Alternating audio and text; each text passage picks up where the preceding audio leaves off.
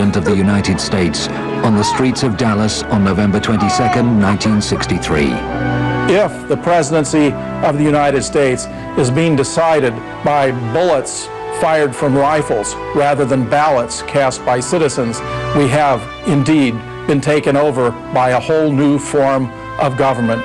A growing majority of Americans refuse to accept the official version of events, that a lone assassin murdered their president. Those of us who want the truth, want to really learn what happened here, keep asking these questions, because it tells a lot about ourselves, about our values, and ultimately the direction of our country. New information about Kennedy's murder continues to emerge, confirming that the truth has been withheld from the American people. We're very lucky that there at least are people who individually have now convinced the vast majority against the mainstream media that the Warren Commission got it wrong.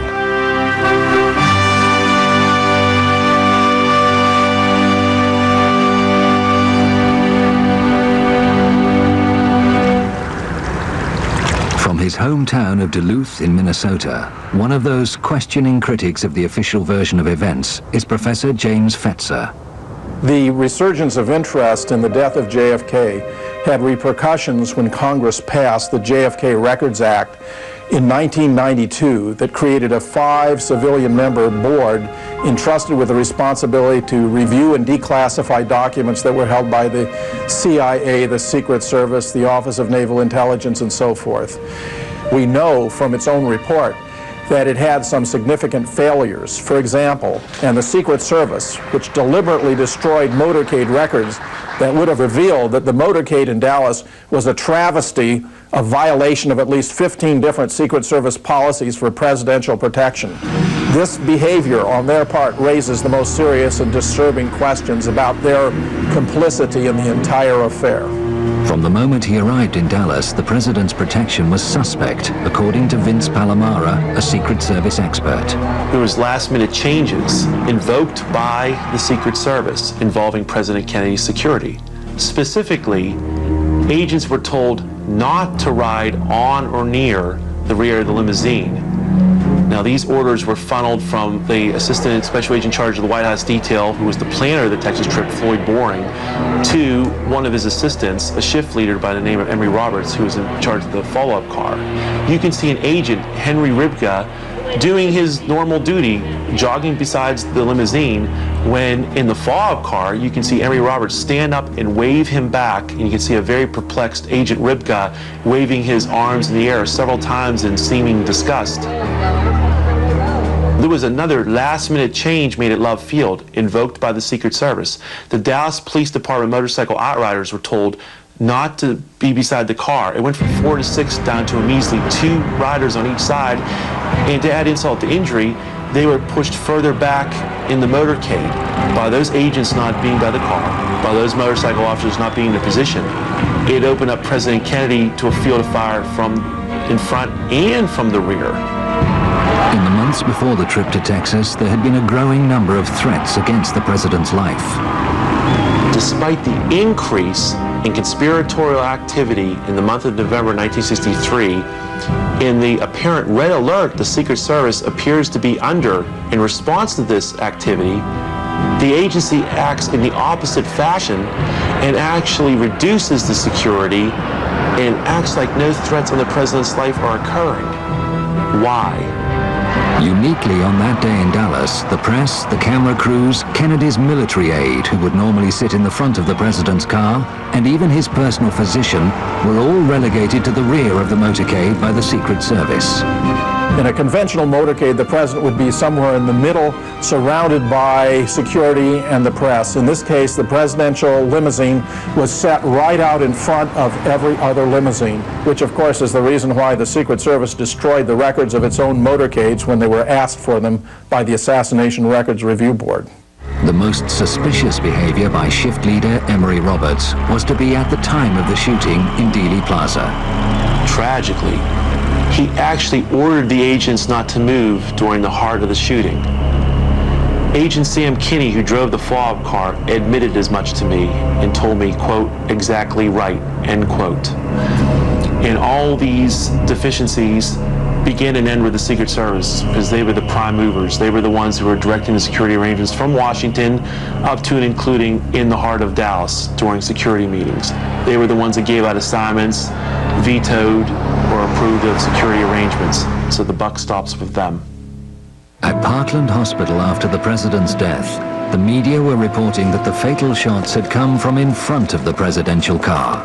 A press conference was conducted by Acting Press Secretary Malcolm Kilduff at 1:30 after the president had been pronounced dead at 1 o'clock. Malcolm Kilduff explained that it had been a simple matter of a bullet right through the head while pointing to his right temple and attributing that finding to Admiral George Berkeley, who was the president's personal physician. This wound to the right temple and another wound to the throat, 3 different times described as a wound of entry, were widely broadcast on radio and television that afternoon. They were quickly suppressed because, of course, they contradicted the official government account, which was that 3 shots had been fired, all of them from above and behind. Connie Kritzberg was a reporter for the Dallas Times-Herald on November 22, 1963. A couple of hours after the assassination, she did a phone interview with 2 of the principal doctors who had tended Kennedy. I talked to Dr. Kim Clark, who was head of neurosurgery at Parkland Hospital, and Dr. Malcolm Perry. So I asked, how many wounds were there in the president? And I was told Dr. Kim Clark said there was a gaping wound in the back of the head. And Dr. Perry said, the wound I was working on was an entrance wound in the neck. And I asked him where it was located. I asked him, was it below the Adam's apple? He said, yes, it was in the midline, in the front of the neck, below the Adam's apple. And he said 3 times that it was an entrance wound from the front. And so I wrote a very simple story, only about 12 inches long as we measured stories, and turned it in. The next morning, Connie found the story she filed had changed. I found in the story, in about the 3rd paragraph, there had been a very unprofessional sentence inserted. It said, a doctor admitted there was possibly 1 wound. So I was very upset. I called the city desk and I talked to one of the assistant city editors whom I respected quite a bit, and I said, who changed my story? Who put in that sentence? And he immediately knew what I was talking about. He said, the FBI. A story couldn't be printed that there was more than 1 shot and that 1 came from the front. It had to be altered, no matter how crudely, to conform to the official story that there were 3 shots from 1 place, from 1 man, and it was only 1 man who committed the murder. Confirmation of what Connie was told by Dr. Perry comes from one of his colleagues who also attended the fatally wounded president at Parkland Hospital, the late Dr. Charles Crenshaw. Prior to the tracheostomy performed by Dr. Perry, I observed in the lower third of the neck a small, rounded, well-demarcated entrance wound. This was obliterated by the tracheostomy in that Dr. Perry made the tracheostomy incision through the entrance wound. Different parts of the tissues were spread. He then made the incision into the trachea and through the hole that had previously been made by the entrance of the bullet, the tracheostomy was put in place. Radio reports from Dallas that afternoon mentioned the small round wound of entry in the front of the president's neck. They were heard by the late Dr. Robert Livingston, who was then scientific director of the National Institute for Mental Health. The reports had been that the president had been shot from the rear, from the 6th floor of the Texas School Book Depository building.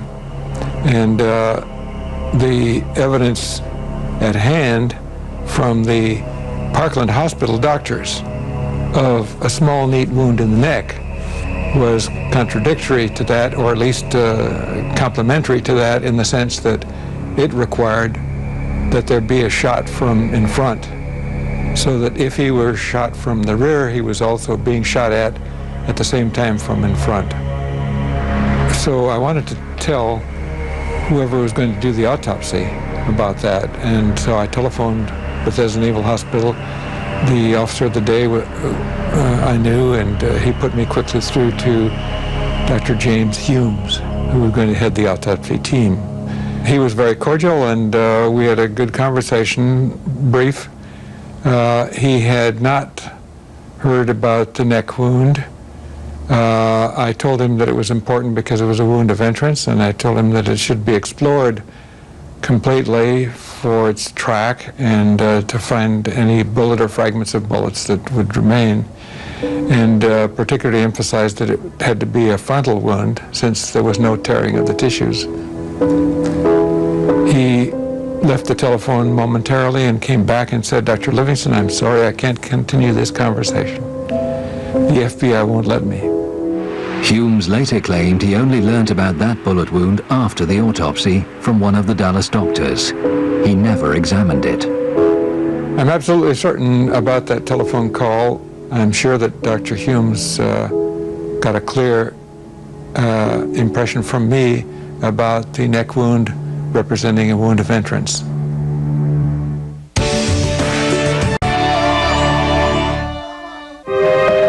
Further corroboration of a shot fired from in front of Kennedy's car came from the late Dr. Evalia Glanges in her only filmed interview. She was no stranger to guns. I've been handling a gun since I was a child. Couldn't even hold the gun. I had to put it on the fence in order to shoot it. On the morning of November the 22nd, 1963, I was a second-year medical student at Southwestern Medical University in Dallas, Texas. We ran around the side of the building to the emergency room exit, and the presidential limousine was there. Had been standing there for some time just watching the back of the emergency room when I realized that there was a bullet hole in the windshield. Talked to my friend next to me and said, "Look, there's a bullet hole in the windshield," and pointed it out to them. At the time, I did not know any of the details of the shooting. I was quite shocked when I looked up and saw the bullet hole, but it was very clear. It was a through and through bullet hole through the windshield of the car from the front to the back. I don't believe there's even any cracks associated with that bullet hole. It seemed like a high-velocity bullet that had penetrated from front to back in that glass pane. At which point, a security officer of some type raced forward and jumped in the limousine and drove it off, even as I was leaning against it, to an area back of us somewhere. And that was the last time I saw the limousine. The Secret Service made certain no authority in Dallas had an opportunity to examine the bullet damage to Kennedy's car. The Secret Service also usurped Dallas authority and removed the Kennedy limousine from Parkland Hospital and flew that limousine back to Washington, D.C. For over a decade, researcher Doug Weldon, a professor of criminal justice and an attorney, has studied Kennedy's limousine and what happened to it in the hours after the assassination. Just as the president's body in an autopsy could have given us many answers, a thorough study of that limousine at that time without evidence being tampered with would also have given us many important answers as to what really happened. But on arrival in Washington, damage to the limousine was noted. Charles Taylor Jr., the Secret Service agent who had accompanied Samuel Kinney in driving the vehicle to the White House garage from Andrews Air Force Base, noted in his report that of particular significance, just left to center of the windshield was a small hole from which it appeared that bullet fragments had been removed. Nick Prunspy, a United States Police Park officer, also had an opportunity to take a look at the vehicle while it was in the White House garage. He noted that there was a small hole in the windshield, and based upon his many years of experience as a police officer, he noted that that hole had been caused by a bullet. Over the ensuing days, the car was scrutinized in the White House garage by a number of people. But one day was different. If one examines the White House garage logs, it is very interesting that in the late evening of November 24th, 1963, and the entire day of November 25th, 1963, not one person is listed as having come in to the White House garage to have any contact with the limousine. Rumors circulated at the time always denied that the presidential car was secretly flown from Washington to the Ford Motor Company in Dearborn, Michigan, for the removal of its damaged windshield. It is very clear that the only mode of transportation that could have been used to transport the limousine from Washington, D.C. to the Dearborn plant would have been via airplane. There are several airports in the Detroit area. It would have been a simple matter to transport the limousine undercover to its final destination, the Ford Motor Company's Rouge plant. The late George Whitaker Sr., seen here with his wife, was a lifetime employee with Ford and held a managerial position at the Rouge plant. He went to work on the morning of November 25th to be confronted by an amazing sight. He was astonished when he went to the B building where garage existed at that time, and he saw the Kennedy limousine that John F. Kennedy had been murdered in. The interior of the limousine had completely been stripped, and the windshield was not in the limousine. He went to the glass lab where he was in charge of laminating glass, and the glass lab door was locked. He knocked on the door, and it was open, and two of his subordinates were in there with the windshield that had been removed from the vehicle. They were under orders to take that windshield and use it as a template in making a new windshield. But what fascinated him, and which he discussed with his family and no one else until he spoke with me, was that he saw a hole in the windshield. Good, clean vertical, right straight through in the front. Right, this had a clean round hole in the front and fragments on the front of that. Mr. Whitaker had 30 years of experience working with glass and had seen many tests performed on glass, including tests performed with firearms.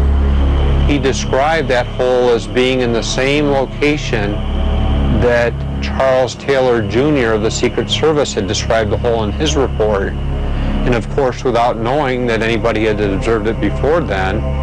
But he also was absolutely 100% convinced that that shot had to emanate from the front of the Kennedy limousine, thus indicating that a shot had been fired from the front, to his mind, to 100% certainty. I asked him what had happened to the original windshield. His answer to me was, "We scrapped it." I said, "You destroyed it?" And he says, "That's right.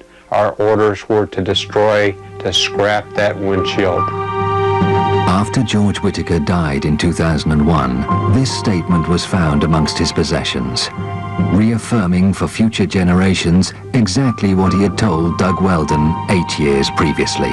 This document was discovered, and for me, it gave the final stamp of approval that what he told me on that August day in 1993 was in fact the truth of what really happened.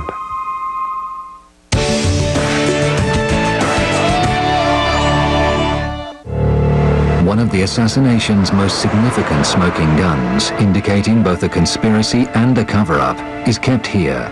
Kennedy's original autopsy photographs, taken at Bethesda Hospital on the night of his death, have always been used to support the lone gunman theory.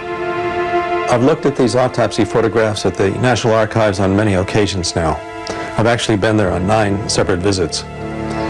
When the photographs of the back of the head at the autopsy were shown to 16 Parkland doctors, all 16 said they did not recognize that photograph as what they had seen in the emergency room at Parkland Hospital. How many people did recognize it? 0. When I went to the archives to look at these photographs of the back of the head, there's a pair of photographs, so I used the stereo viewer. And what I saw was really quite shocking.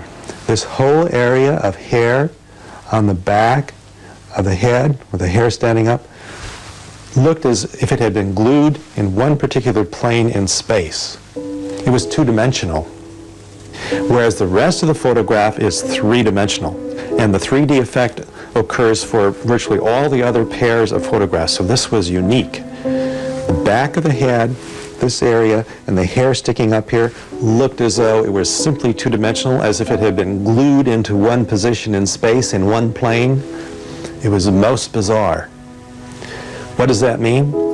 Photographic forgery. We get a 3D effect for all the image except for the place where it's exactly the same because it's been dubbed in. So they took out basically the part where the hole was, and instead they used a soft matte insert to put in the same image on each of these photos of the back of the head, so that it would look like there was no damage back here. If there's a big hole at the right rear of the head, that means a shot from the front. That can't be Oswald. So the conspirators were hard-pressed at this point. They had to get rid of that big hole at the back of the head, or it would have clearly shown shots from the front and no possibility of a lone gunman.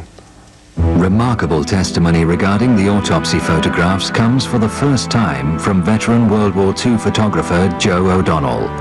He worked for the State Department and then the U.S. Information Agency for a total of 23 years, serving with distinction under 6 presidents. He was devastated by Kennedy's death.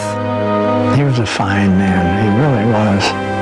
And I hate to say it, but I really loved him. I really did. Wonderful person. A close colleague of Joe's for many years was the late Robert Knudsen, a Navy photographer who was permanently attached to the White House. He didn't have many friends, not in the press.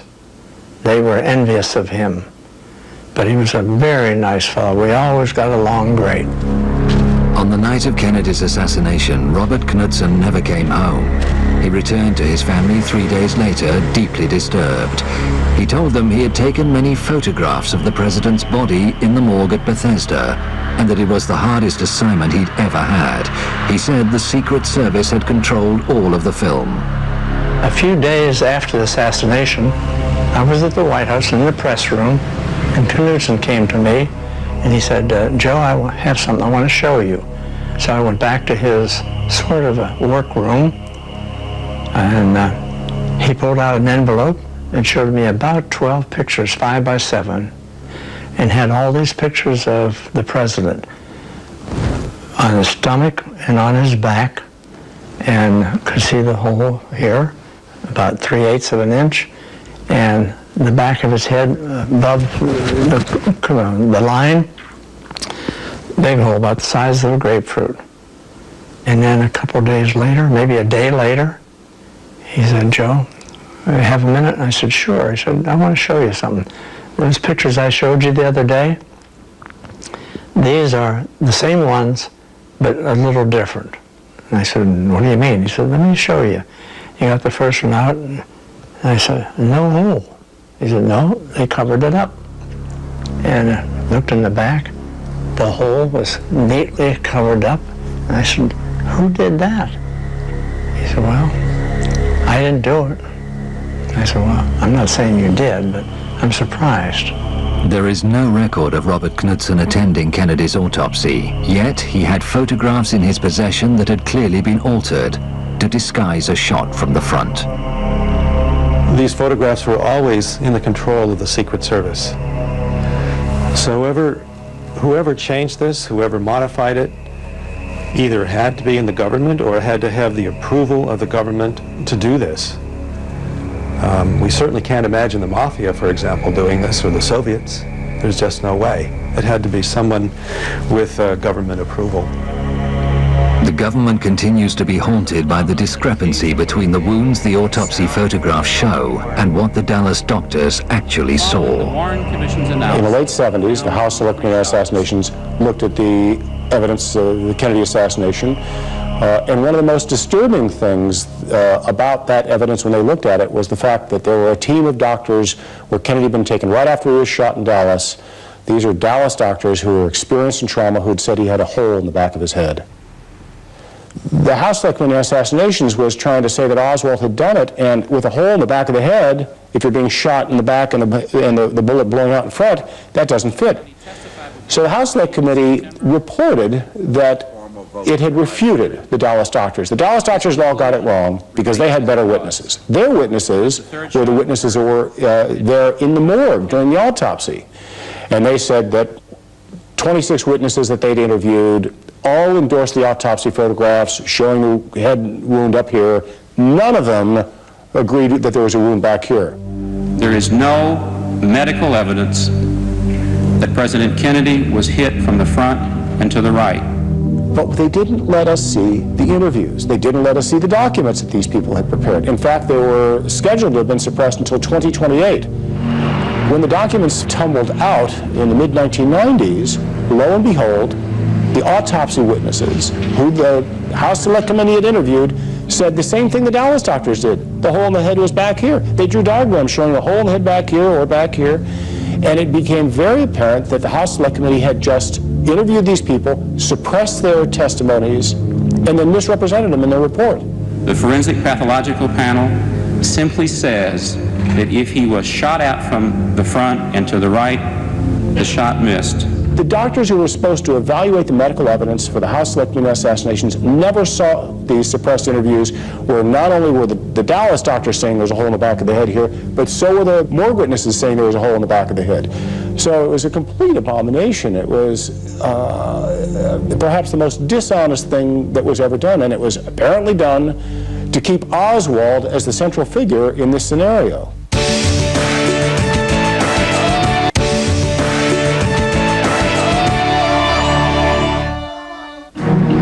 As the cover-up of Kennedy's murder slowly unravels and the true picture unfolds, new smoking guns are revealed. This is the Field of Honor in Restland Cemetery, Dallas, and the burial site of a professional mortician laid to rest here by his colleagues on February 17, 1974. This plaque marks the life of a mysterious man whose links to the Kennedy assassination are only just beginning to emerge. His name was John Liggett. He is remembered as a highly skilled embalmer by a former friend and co-worker, Charles Smith. If he'd have to build a lip or a nose or build an eye orbit or ear, he may work all night long doing the reconstructive work on someone that had been maybe shot in the face or automobile accident. He was the best. He would tell you he was the best. And when he finished it, he wanted the family to tell him he was the best. Popular with his colleagues, he also had a secret life. There'd be days when John would call and say, I need to miss tonight, or I'm not going to be there. Or this happened quite a bit, that John was, we didn't know where John was, and I don't know that management knew where he was. He would just call in and say, I need off. Never discussed where he was. We didn't ask. A lot of fellow workers would wonder, why can he be gone 2 or 3 weeks, come right back in so easy? And we felt like if we were gone for 2 or 3 weeks, so there's no use in coming back. In a small town in Oklahoma, far from the rhythms of the big city, John Liggett is remembered by a former wife. Lois married him in Dallas after a whirlwind romance only 3 months before Kennedy's assassination. John was a very charming person, and I found him to be very attentive and considerate and very, very sweet to me. I loved him. I fell in love with him. John came into our lives less than a year after our own father, Charles Godwin, had been killed in a private plane crash. And John was not real welcome by my 2 older sisters and my brother and myself. We were a family. And he had a ready-made cover, and that's what I've always thought, is that we were a convenient cover for a man who needed that. On the day of the assassination, John was with Lois at Restland, attending the funeral service of her late aunt. He was suddenly called from the graveside. John went to the office and came back very shortly and explained to me that the President of the United States had been shot and that he was called to go to Parkland Hospital. I went home after the funeral, and it was about 2 o'clock in the afternoon, and John called me from Parkland. I could hear the confusion in the background. And I asked him what was going on. He said, the president has died. And I said, well, did this man get the job? And he said, no, some other funeral home got the job. But he said, I've got a lot of work to do. Don't try to call me. I'll call you as soon as I can. And it was about 24 hours before I heard from him.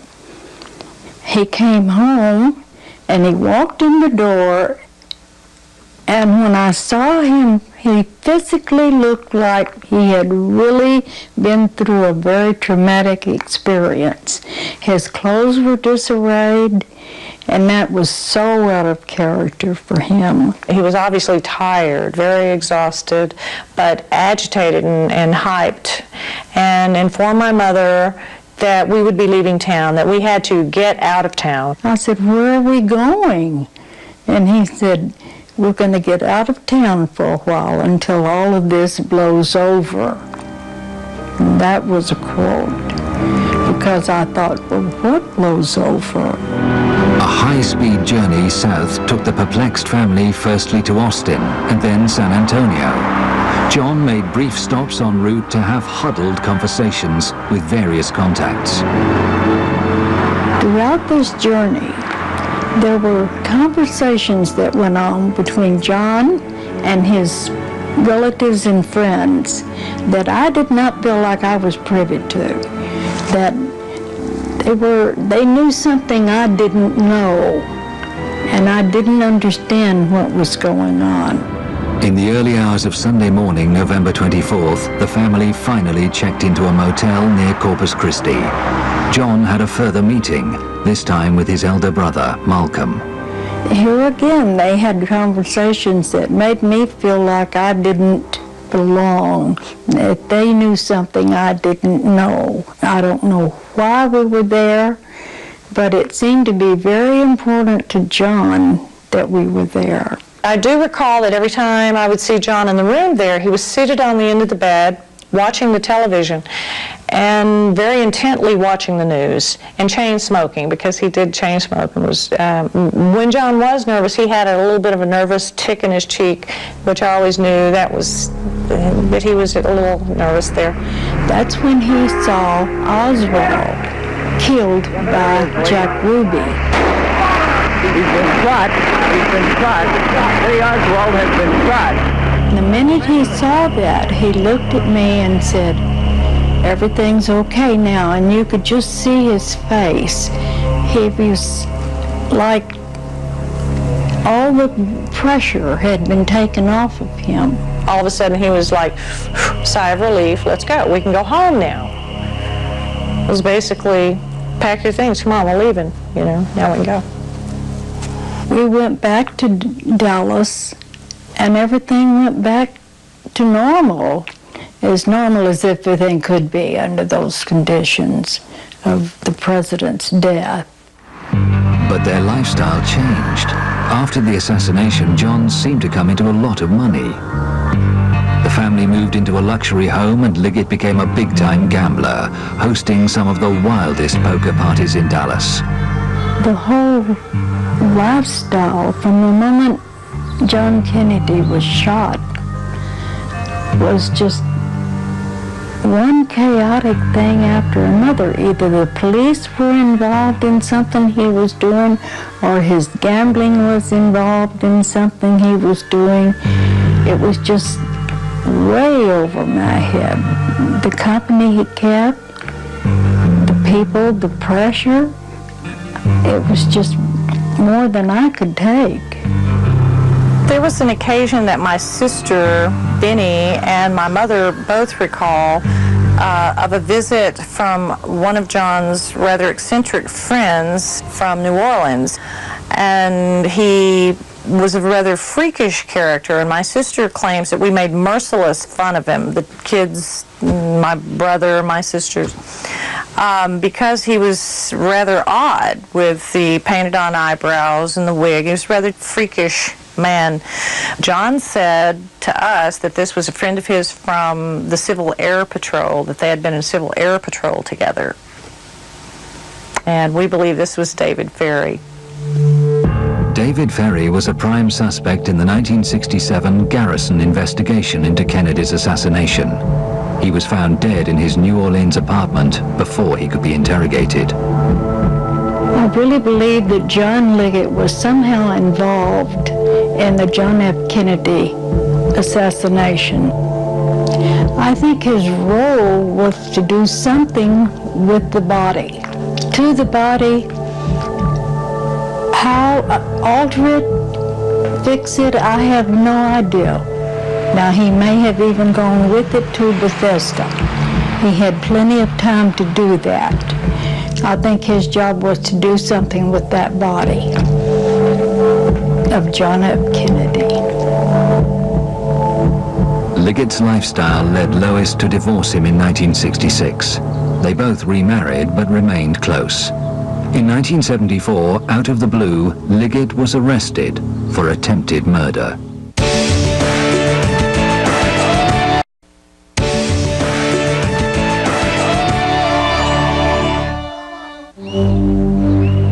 This Dallas home was the scene of a vicious crime. Dorothy Peck, a friend of John Liggett's, suffered horrendous injuries and was left for dead, but survived to identify Liggett as her assailant.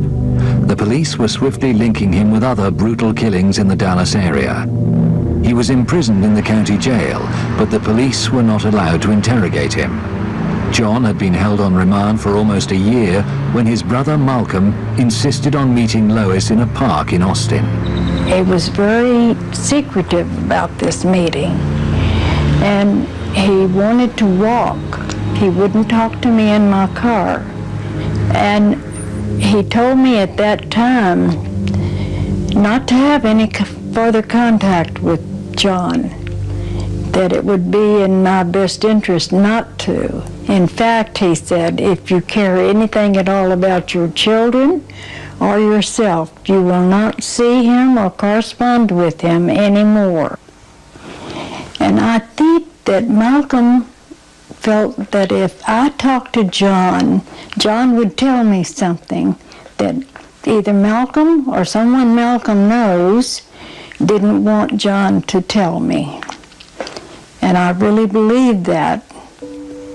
I was so frightened by this action that I moved to Lubbock, Texas. And a few weeks later, I had a phone call from a friend there who told me that John had been shot in the back and was dead. On the morning of February the 14th, 1975, Liggett was being transferred with other prisoners from the courthouse in downtown Dallas to the nearby county jail.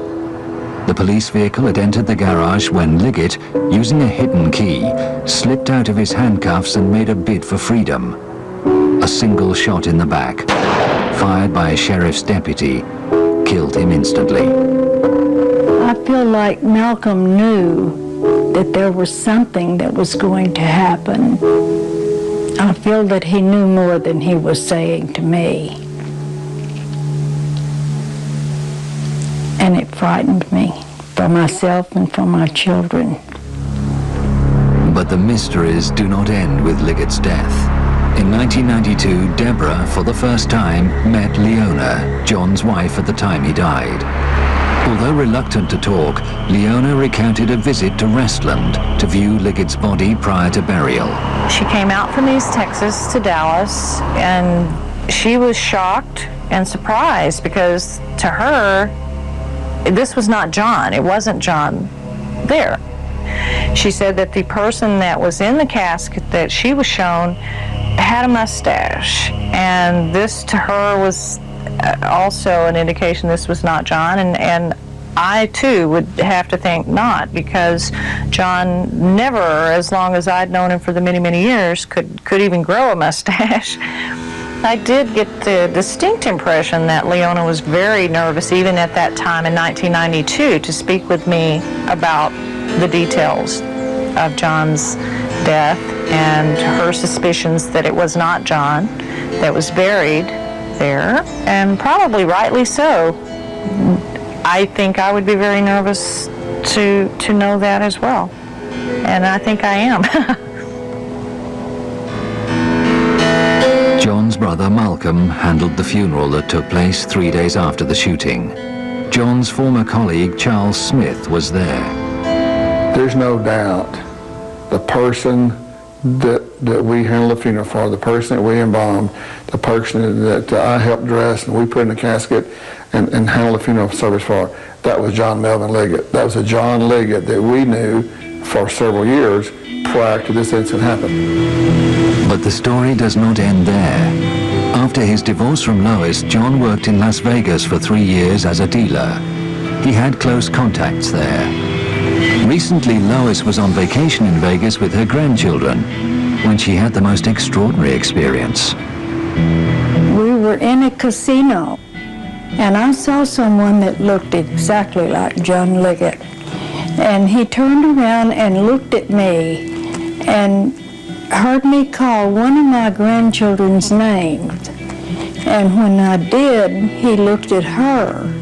And he looked back toward one of the people that worked with him, turning his back to me, and said something to him about me because he pointed back of himself toward me. But we didn't stay around to find out if that was John or not. I was pretty shaken by it. I really felt like from the back of his head, and when he turned around and faced me, I thought it was John Liggett. So it wouldn't surprise me a bit in the world if he were in Vegas. In fact, that's the most logical place I can think of that he would be. Lois and Deborah's suspicions about John Liggett's ties to the assassination are reinforced by a photograph that has emerged in recent times. It was taken at Jack Ruby's Dallas nightclub, The Carousel, prior to the assassination and Ruby's shooting of Oswald. Obviously, one would recognize Jack Ruby. Immediately to his right is John Liggett's brother, Malcolm Liggett. His wife, Suzanne, the blonde, to his right. We met her several occasions that she was at our home. The last I recall seeing Malcolm Liggett was at my mother's residence in Dallas, and this was at the time that John was still in jail in Dallas. The woman with the dark hair and the black dress in the center of the photograph is Iris Campbell. Not at the time of this photograph, but years later, my mother met Iris when they were living in West Texas, out in Lubbock. My mother was a member of the Episcopal Church, St. Paul's, there in Lubbock. And Iris came in one day and had expressed an interest in becoming an Episcopalian and joining the church. And she and my mother became very dear friends, and later also became my daughter's godmother. For a few years there, she was in and out, in close contact with my mother, came and visited frequently, and then disappeared, basically just disappeared.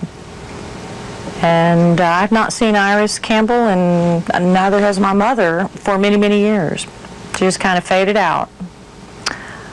Prior to seeing this photograph, I was unaware of any connection between the people that I do know and Jack Ruby. And it does put them in context then as acquaintances of Jack Ruby's.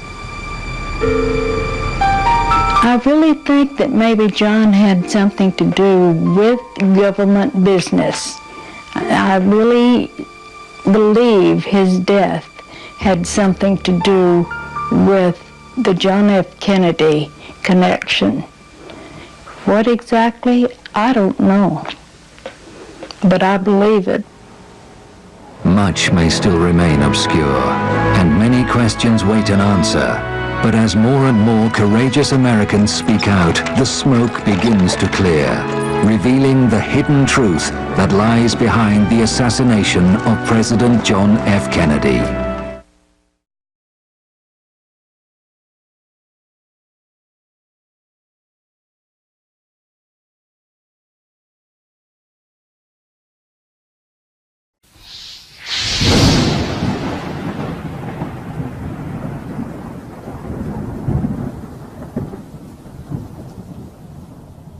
In this case, the presidential limousine was set right out in front of every other limousine, which of course is the reason why the Secret Service destroyed the records of its own motorcades when they were asked for them by the Assassination Records Review Board. The most suspicious behavior by shift leader Emery Roberts was to be at the time of the shooting in Dealey Plaza. Tragically, he actually ordered the agents not to move during the heart of the shooting. Agent Sam Kinney, who drove the follow-up car, admitted as much to me and told me, quote, exactly right, end quote. And all these deficiencies begin and end with the Secret Service because they were the prime movers. They were the ones who were directing the security arrangements from Washington up to and including in the heart of Dallas during security meetings. They were the ones that gave out assignments, vetoed or approved of security arrangements. So the buck stops with them. At Parkland Hospital after the president's death, the media were reporting that the fatal shots had come from in front of the presidential car. A press conference was conducted by Acting Press Secretary Malcolm Kilduff at 1/3 presidential protection. This behavior on their part raises the most serious and disturbing questions about their complicity in the entire affair. From the moment he arrived in Dallas, the president's protection was suspect, according to Vince Palomara, a Secret Service expert. There was last-minute changes invoked by the Secret Service involving President Kennedy's security. Specifically, agents were told not to ride on or near the rear of the limousine. Now, these orders were funneled from the Assistant Special Agent in charge of the White House detail, who was the planner of the Texas trip, Floyd Boring, to one of his assistants, a shift leader by the name of Emery Roberts, who was in charge of the follow-up car. You can see an agent, Henry Ribka, doing his normal duty, jogging besides the limousine, when in the follow-up car, you can see Emery Roberts stand up and wave him back, and you can see a very perplexed Agent Ribka waving his arms in the air several times in seeming disgust. There was another last-minute change made at Love Field, invoked by the Secret Service. The Dallas Police Department motorcycle outriders were told not to be beside. We're very lucky that there at least are people who individually have now convinced the vast majority against the mainstream media that the Warren Commission got it wrong.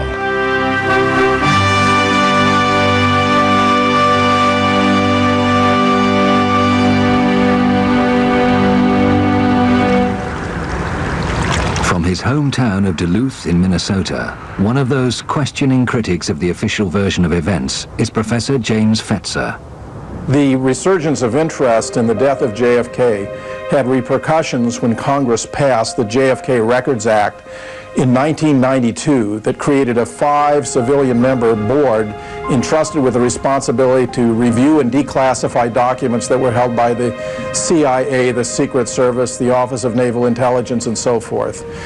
We know from its own report that it had some significant failures. For example, and the Secret Service, which deliberately destroyed motorcade records that would have revealed that the motorcade in Dallas was a travesty, a violation of at least 15 different Secret Service policies for president. Had the car. It went from 4 to 6 down to a measly 2 riders on each side, and to add insult to injury, they were pushed further back in the motorcade by those agents not being by the car, by those motorcycle officers not being in position. It opened up President Kennedy to a field of fire from in front and from the rear. In the months before the trip to Texas, there had been a growing number of threats against the president's life. Despite the increase in conspiratorial activity in the month of November 1963, in the apparent red alert the Secret Service appears to be under in response to this activity, the agency acts in the opposite fashion and actually reduces the security and acts like no threats on the president's life are occurring. Why? Uniquely on that day in Dallas, the press, the camera crews, Kennedy's military aide, who would normally sit in the front of the president's car, and even his personal physician were all relegated to the rear of the motorcade by the Secret Service. In a conventional motorcade, the president would be somewhere in the middle, surrounded by security and the press.